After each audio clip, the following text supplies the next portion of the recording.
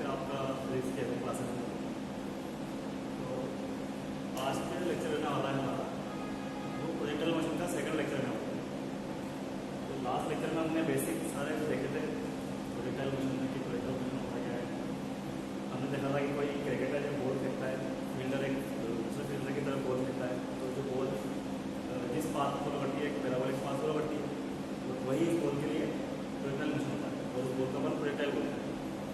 तो वैसे ही अगर अपन कोई पत्थर फेंकते हैं, स्टोन फेंकते हैं, तो वो भी एक प्रोजेक्टाइल को ही फॉलो करता है, मतलब वो एक पैराबोलिक पाथ ही फॉलो करता है, तो उसमें अपन प्रोजेक्टाइल बोलते हैं। तो ये प्रोजेक्टाइल मोशन होता है, उसकी डेफिनेशन ये डिस्कस करके अपन लास्ट लेक्चर में क्या करते हैं कि जब भी कोई इनिशियल वेलोसिटी से कोई पार्टिकल मूव कर रहा है और उस पर कोई कांस्टेंट एक्सप्रेशन वर्क कर रहा है किसी भी एंगल पर, शर्त ये होनी चाहिए कि वो एंगल 0 डिग्री या 180 डिग्री नहीं होना चाहिए, यानी पैरेलल या एंटी पैरेलल उसके मोशन से नहीं होना चाहिए। तो उस केस में उस पार्टिकल का मोशन एक पैराबोला को पाथ फॉलो करता है, तो उस मोशन को ही अपन प्रोजेक्टाइल मोशन कहते हैं। ठीक है, फिर अपन ने एक सिंपल केस देखा था प्रोजेक्टाइल मोशन का, जिसमें अपन ने ग्राउंड टू ग्राउंड हॉरिजॉन्टल से थीटा एंगल माना हुआ एक ऑब्जेक्ट प्रोजेक्ट किया था। तो उसके केस में हमने देखा था कि एक्स एक्सिस पे लिए वाई एक्सिस,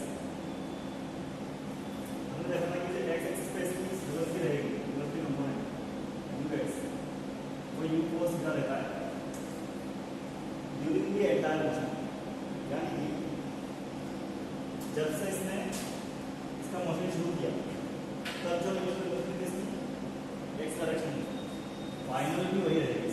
ऐसा क्यों? क्योंकि इस पर कोई एक्सप्रेशन वर्क नहीं कर रहा है, इस डायरेक्शन में एक्स डायरेक्शन में कोई एक्सप्रेशन वर्क नहीं कर रहा है, और वाई डायरेक्शन में होगा यू वाई।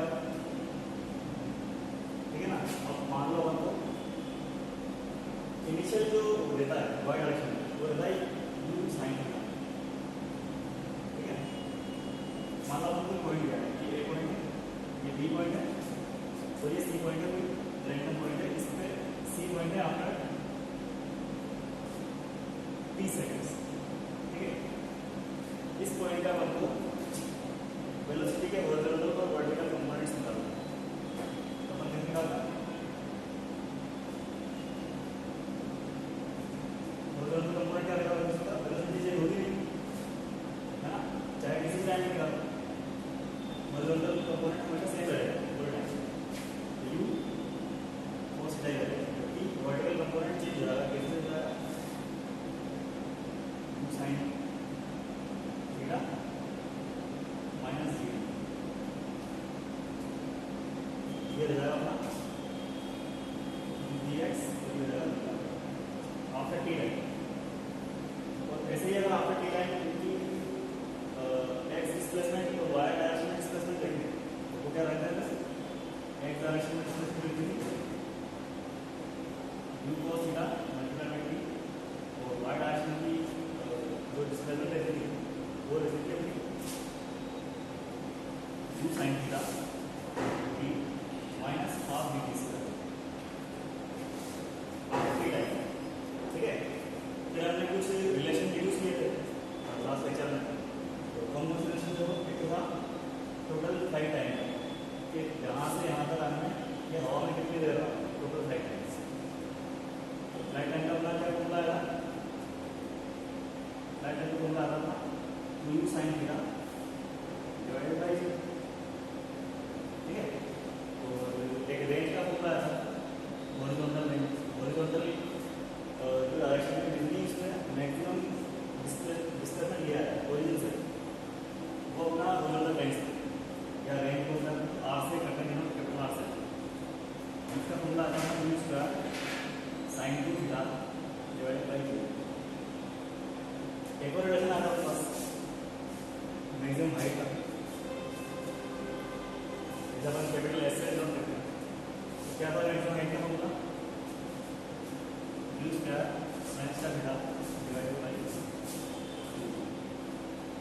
ठीक है, इसके बाद हमने कुछ और रिलेशन देखे थे, जैसे आर की वैल्यू मैक्सिमम कब आएगी? अगर सेम इनिशियल वेलोसिटी है तो मैक्सिमम अपन कितना मूव कर सकता है वहाँ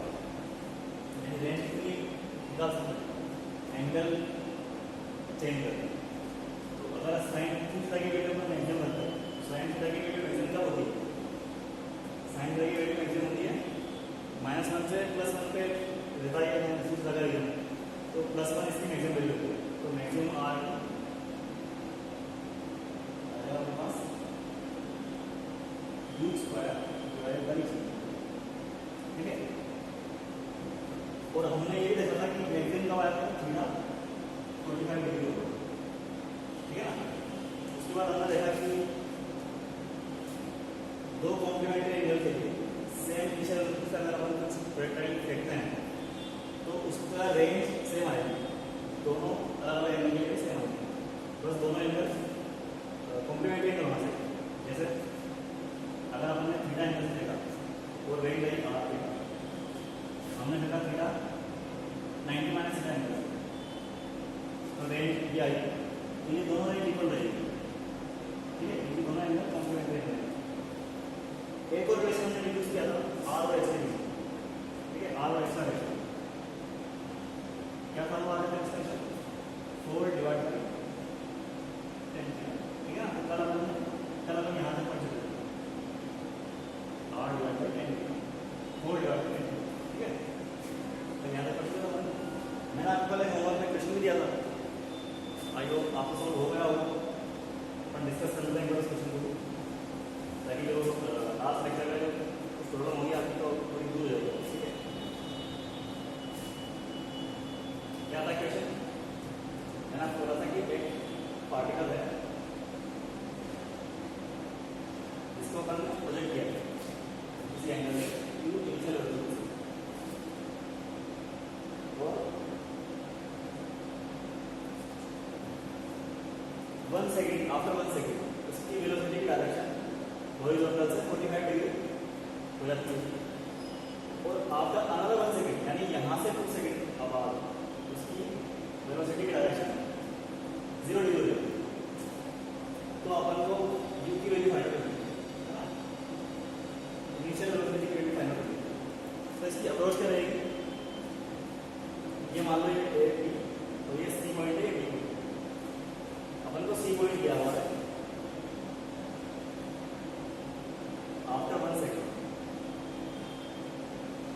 तो डी पॉइंट क्या है, सी पॉइंट से आफ्टर 1 सेकेंड, तो ये इनिशियल से 2 सेकेंड हुआ, तो आफ्टर 2 सेकेंड बनेगा,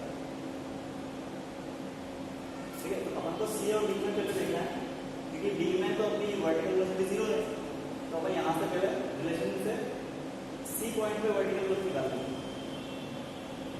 इसको वी डैश वाई बोलना है, और ये मान लो वी वाई जो कि 0 है, ठीक है ना।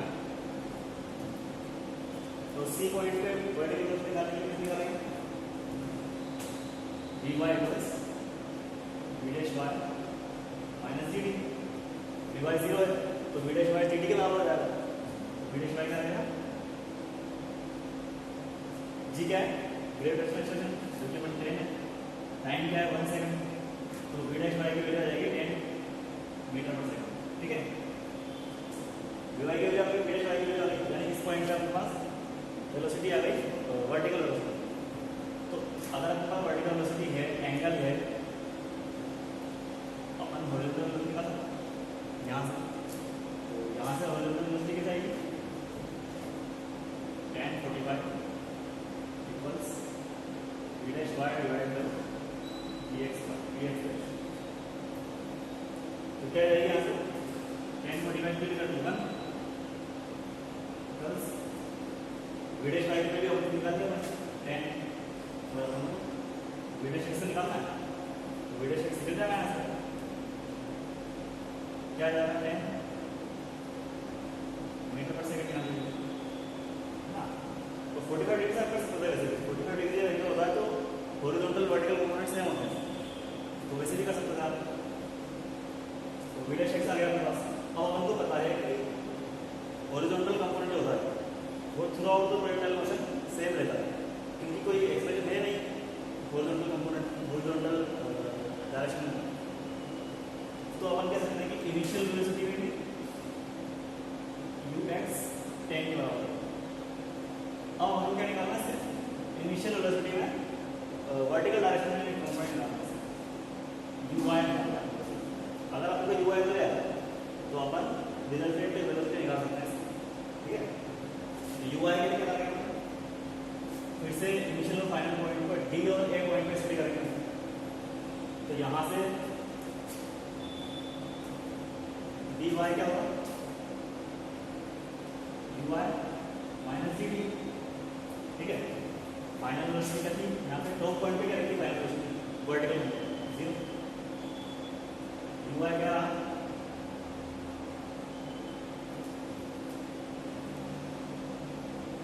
या यू वाई लिखने से यू वाई माइनस 10 इंटू 2, ठीक है, 10 into 2।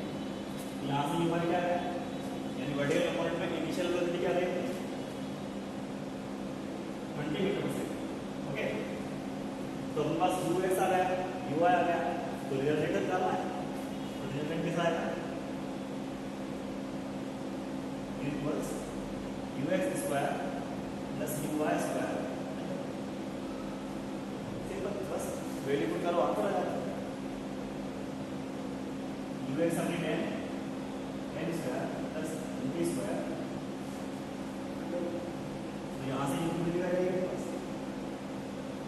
500 that is 10 root 5 metre पर सेकंड। यही तो आना यू की तो वैल्यू कितना बन सकती आ गई भाई, लोग समझ में आ रहा है ना, सोच समझ में आ रहा। तो ये तो अपना लास्ट लेक्चर का पार्ट था, तो आगे बढ़ते हैं, आज का लेक्चर शुरू करते हैं।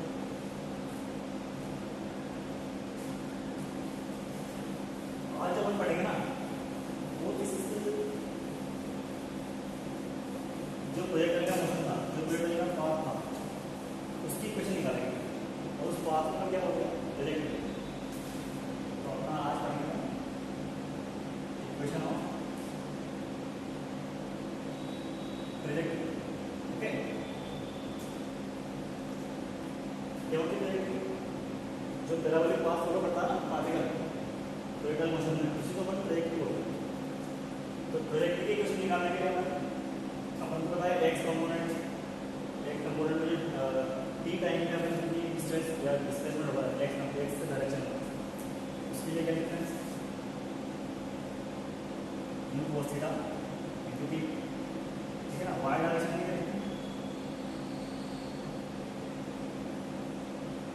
You sin theta into T minus half T square, है ना, ये लिखा ना। तो अब हमको सिर्फ करना ये है कि एक्स और वाई में इक्वेशन बनानी है, तो उसके लिए अपन टी को एलिमिनेट कर देंगे, यानी एक इक्वेशन से टी की वैल्यू फाइंड आउट करके दूसरी इक्वेशन में पुट कर देंगे, तो उससे एक्स और वाई के बीच में इक्वेशन आ जाएगी, वही इक्वेशन रहेगी, ठीक है। कैसे करते हैं, यहाँ से टी की वैल्यू क्या है, T equals x divided by you cos theta, ठीक है ना। तो इस टी की वैल्यू को इस इक्वेशन में वाई की इक्वेशन में कर देंगे पुट आउट, तो यहाँ से वाई की इक्वेशन में आएगी you sin theta multiplied by x by you cos theta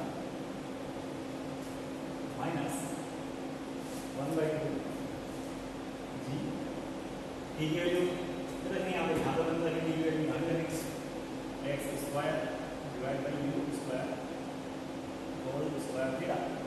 आराम समझ में आ रहा है भैया, मैंने यहाँ से टी की वैल्यू निकाली एक्स की फॉर्म में और उसको वाई की इक्वेशन में पुट कर दी, तो अपन को एक्स और वाई में रिलेशन आएगा वही अपनी इक्वेशन में नहीं, तो यहाँ से तो यू बढ़ जाएगा, है ना। Sine theta divide by cos theta tan theta जाएगा, y equals x tan theta, ठीक है, माइनस g/2। यहाँ पे अपन tan थीटा, चलो यहाँ पर पहले इक्वेशन लिख दो, g(x) square divide by 2u square whole square theta. तो ये जो इक्वेशन रहती है ये पैराबोला की इक्वेशन रहती है, तो यही हमारी प्रोजेक्ट की इक्वेशन